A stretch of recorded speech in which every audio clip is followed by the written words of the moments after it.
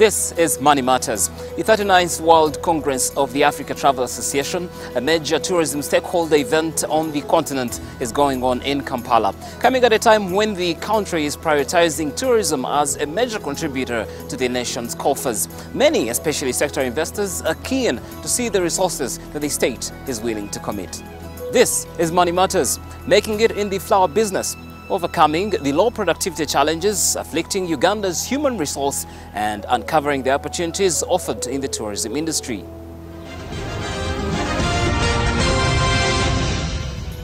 So ever since Uganda discovered commercially viable oil deposits, many have been eager to see production activity commencing. Some have been wondering whether they will have a place in the country's broader oil and gas sector. Now, Francois Raffin, the country head of Total E&P, helps us to fill the gaps.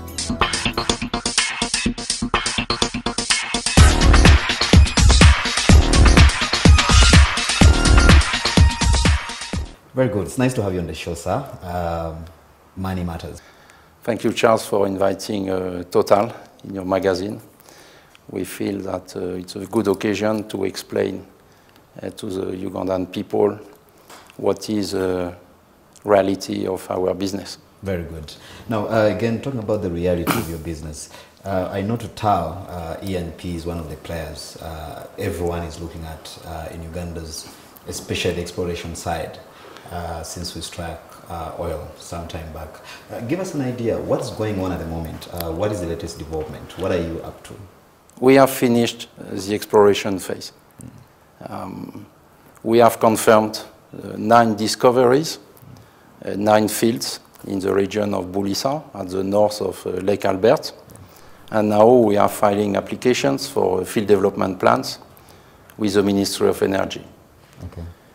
This exploration campaign has been the occasion to introduce new technology by Total, like the first horizontal well in East Africa, the first 3D seismic cable-less acquisition, the first in Africa, and that has put really Uganda at the forefront of the industry. Mm-hmm.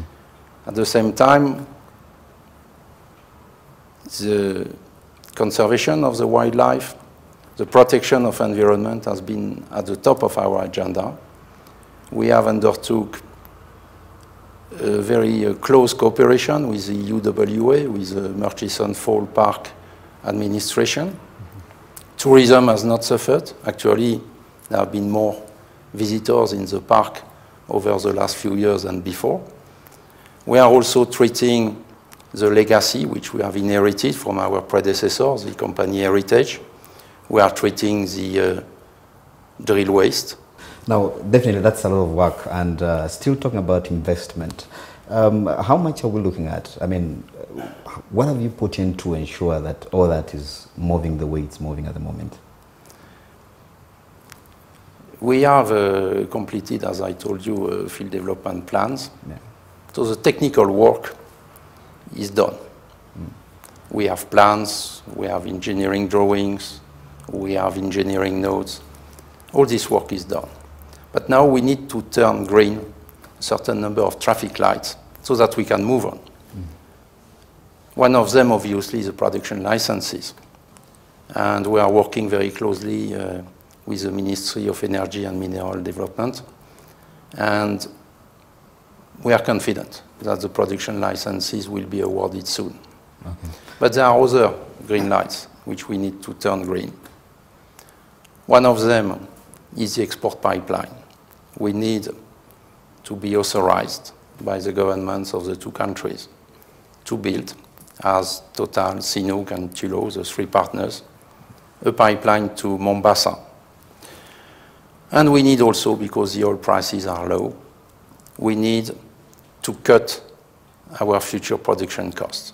And that goes through technology, that goes to global simplification of the designs, and that's really what we are working at the moment. Yes, talking about licenses, which you've just alluded to, how has it been your side? How easy or hard has it been for Total to access the licenses that you need, to do what you want to do in this particular sector?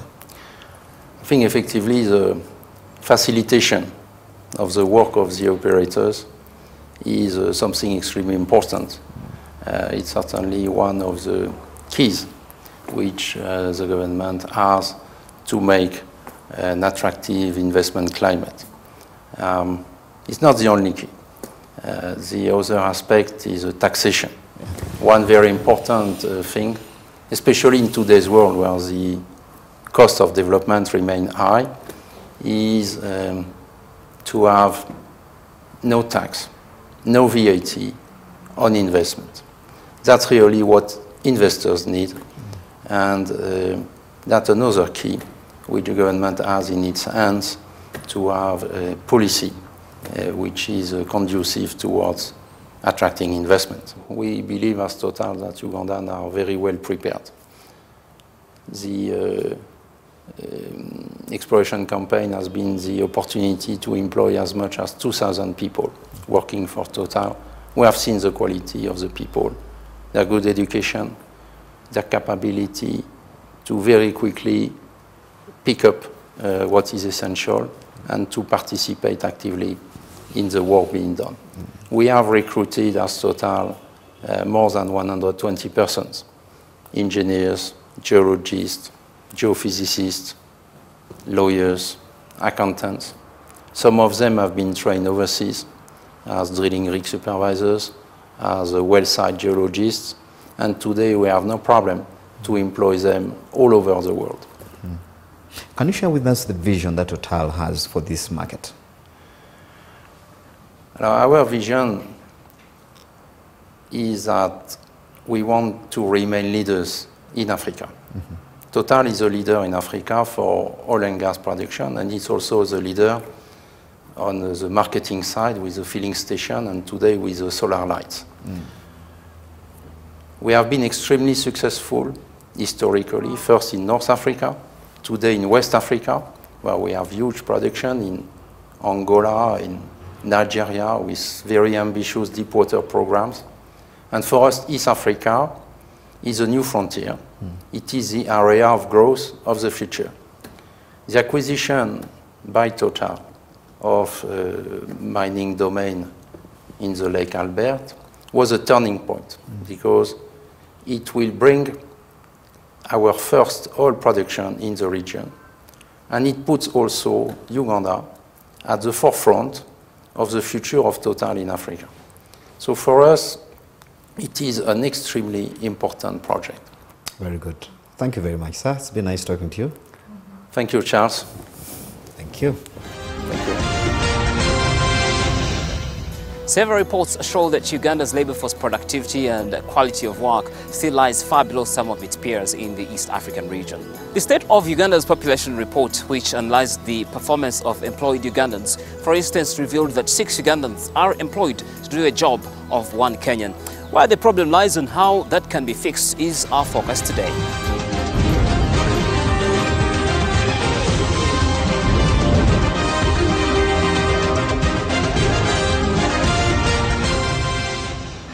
According to experts, the low human resource productivity challenge does not imply that Ugandans are inherently lazy, but rather a symptom of poor induction and workplace systems plus culture. For instance, the state of corporate governance in most Ugandan public and private institutions. If you look at corporate governance, it is helping those people in those positions to promote accountability, transparency, and effective utilization of resources.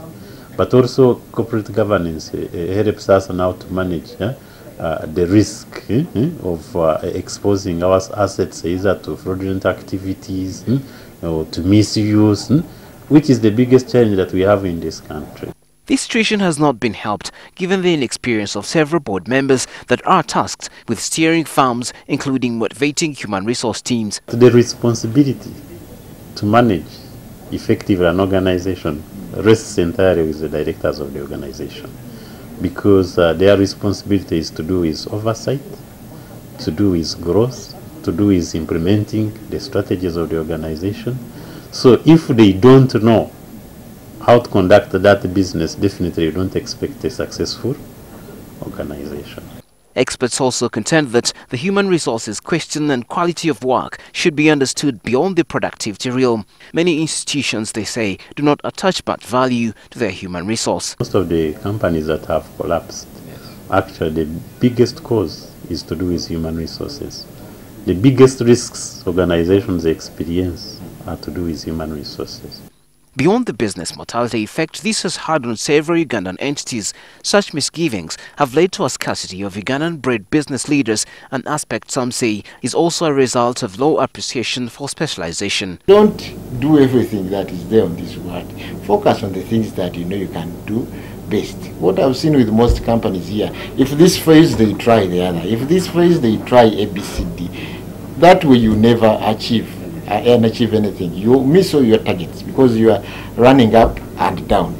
Some Ugandan firms are however defying such odds, making a mark at the global level on service quality, an aspect highly reliant on human resource quality and caliber. The BID Initiative Business Award is a global award, and it is recognizing organizations that have excelled in quality, in leadership, in customer service delivery, and this is the business we are in.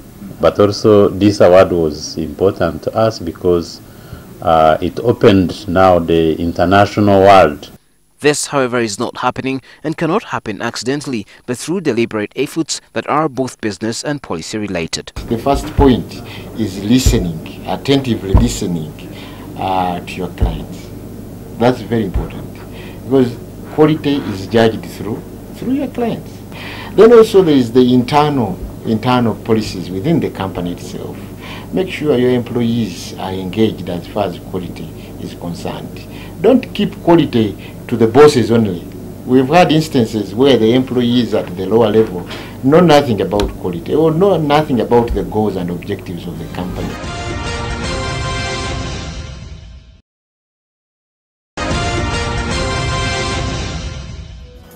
The mobile phone has come to stay as a constant feature of your life, and the demand for these devices is high. And with this comes duplication, which could deny you actual value for money when you purchase one. In this week's Consumer Insight, how will you tell the difference between original and a duplicate mobile device?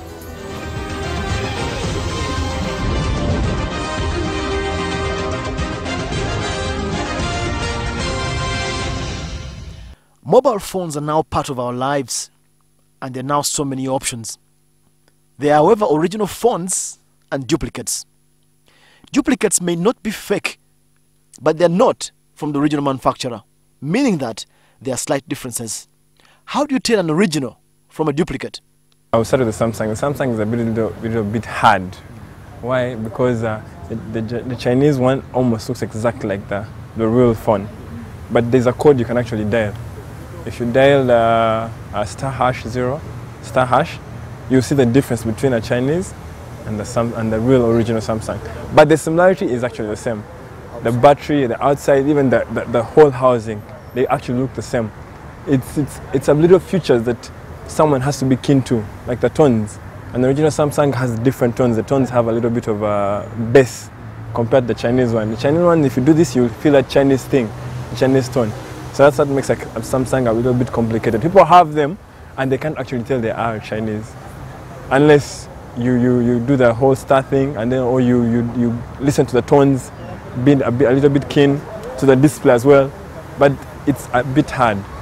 For the Nokia and the other phones like Motorola, HTC, it's very easy to tell because the display has, the Chinese have failed to actually find way around the display, even the features on top. Yeah, so it's easy to tell for any other phone apart from Samsung. The user experience might in fact be almost similar between originals and duplicates. Sticking with the Samsung, one of the most widely owned smartphones in Uganda, the accessories might help you see the difference. The Samsung will lose more battery compared to an original phone. And then it will heat up.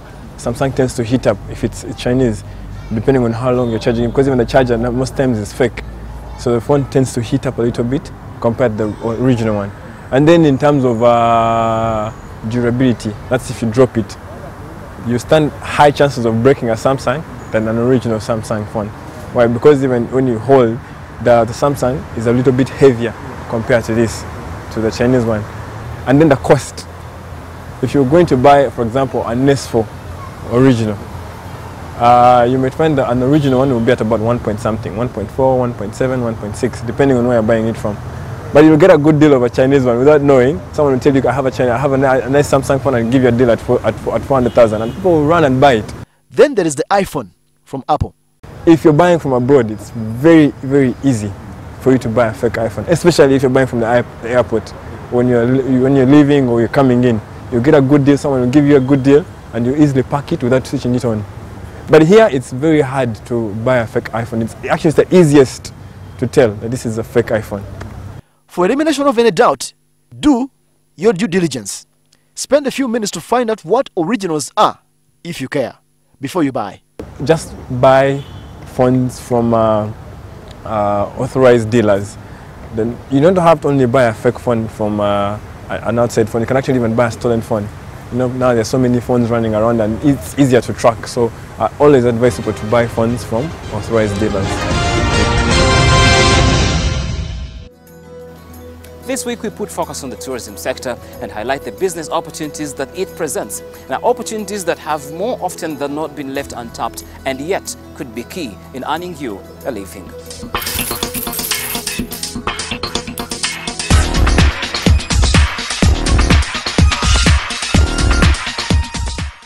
There have been several tales about how tourism is a sector that is bursting with potential, yet still remains unexploited. So if you're a business-oriented person and are looking for where to put your money, experts in the industry say that tourism is one of the areas to consider. In our 10 national parks and 12 game reserves, Uganda has got less than 1,200 beds in all of them combined. What that means is that you can actually now sit down as a Ugandan and think, can I provide accommodations for Ugandans traveling within Uganda? Can I provide accommodations for foreigners coming into Uganda? If you're convinced and are actually considering venturing into the sector, because of its broad nature, you need to carve out a niche. You can choose an area of specialization. Some specialize in culture, others choose wildlife, others choose birds. But whatever you specialize in, make sure you know the A to Z of everything. But just because it promises a lot of potential and opportunities does not mean you do not have to put in any work when it comes to marketing yourself. The industry is centered around exhibitions all over the world. You have to invest some money in attending exhibitions. Whatever you do with the internet brings value to you. So if you have all this, if you have invested in a lodge, you have invested in a tour company, you have invested in a souvenir, you should be on the internet, you should be everywhere. Everybody should see your shops. They should see your company, they should see your accommodation, you know. But this, you must encourage aggressiveness. Ugandans unfortunately come into business, relax, they think everything is going to work. No way. However, when it comes to building contacts and a clientele, honesty and delivery are key. In this business, word moves on very quickly that tour guide is a cheat, that tour guide is a riffraff and that kind of stuff. So you have to be prepared from day one to do things in a very trustworthy manner. So with all that out of the way and with the decision to start up your own tour company made, then you're left with the final compulsory move of having to deal with the legalities. You need to be a registered company. You need to go and register with Uganda, they call it URSB. So you get a certificate of incorporation. When you're incorporated as a business, you then come to the regulator, who is Uganda Tourism Board.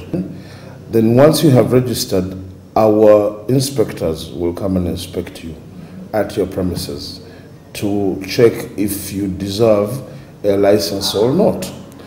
Now, some of the things they're going to look out for is one, that certificate of incorporation from URSB.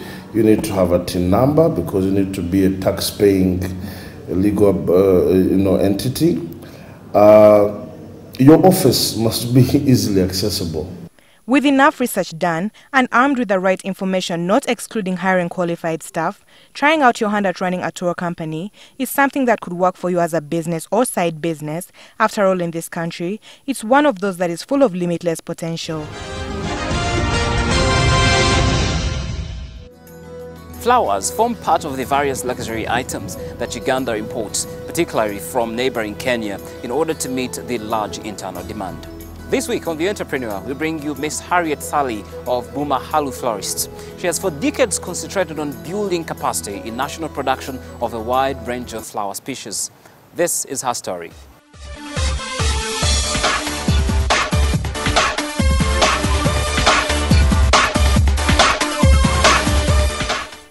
Mrs. Harriet Sally is reaping from her venture in a hitherto delicate business of flower growing, insisting that the country's internal demand should not require imports. With flowers, every day the demand is increasing. The use of flowers is quite fantastic. Now people want to decorate their homes, want to decorate their offices with both plants and flowers. It is within this farm that Harriet has for decades identified with flowers, purely as a business venture. At her 20-acre Bumahalu flower farm, located at Nangabo sub-county, Kasangati in Wakiso district, she is growing a wide range of species. And the most popular one we have is tuberoses, which you know that one which has a scent, a nice scent, and the flowers also looks nice. Then we have the mums, that is the chrysanthemums, which are commonly known to everybody. And after that we have the leaves, that is, you have many types of leaves, but what we are trying to develop now are the dracaenas. Utmost care is needed while handling of flowers, according to this business owner. And these ones, after harvesting, we tie them in bunches of 10-10, then we put them in water in these buckets. Now these ones we have just graded them, and these ones I'm just grading them now to put them in water. Over the years, her experience in this type of business has enabled her remain innovative, and part of the latest addition on the farm is the propagation of bamboo tubers. We have the order of 10,000 plants, and they want more. In fact, actually they started it with that 10,000 plants. We have already propagated them. That is the big bamboos you are seeing. Among Harriet's future plans is the establishment of an ecotourism service within her farm. We are hoping that this one we can put up a few buildings, but we think that somebody can come with a tent, stay around, there is water, you can cook for yourself, or if you want for us we can cook for you, and then relax for a weekend. For thousands of young people who must attempt an enterprise at the lowest cost possible, Harriet has a piece of advice. The industry for flowers is expanding so widely. You can sell them as greenery to these florists. You can use yourself, you can do it yourself. So it is something where you don't really, to start you don't need a big capital. What you need is yourself. This is now the time when we take a look at the latest from the financial markets.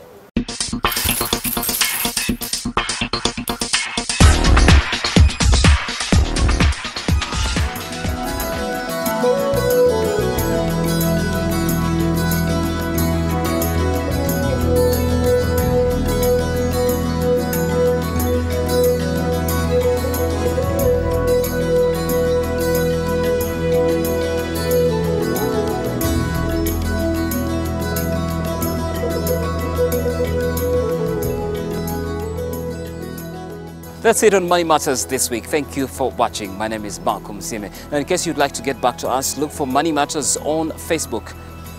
That's it on Money Matters this week. My name is Malcolm Sime, and thank you for watching. In case you'd like to get back to us, look for Money Matters. That's it on Money Matters this week. My name is Malcolm Sime. In case you'd like to get back to us, look for NTV Money Matters on Facebook or send us a text message to give us your views and comments on 6565. Thank you for watching. Join me once again next Thursday, and cheers.